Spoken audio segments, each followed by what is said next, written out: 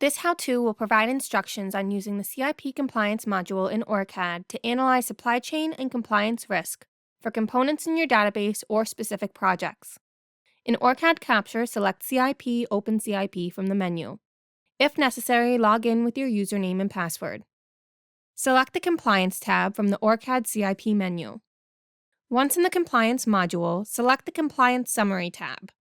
Here you can view a graphical representation of supply chain and compliance risk for all components in your database, including years to end of life, conflict mineral status, life cycle risk, RoHS risk, inventory risk, and multi-sourcing risk. View the pie chart for a specific category, such as years to end of life. The values for each section of the pie chart are displayed on the right. Select a section of the pie chart to view the corresponding components, such as the components which are presumed to become obsolete in 1 to 3 years. Click the X button to close the component view.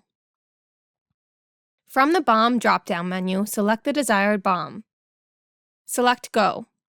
View the supply chain and compliance risk associated with the components in the specific bill of materials. Select a section of the desired pie chart, such as components with high inventory risk. View the components. Select the component part number to be brought to the component in the database. View the component to review additional information. For more tutorials, visit us at resources.ema-eda.com. And don't forget to like and subscribe to our YouTube channel.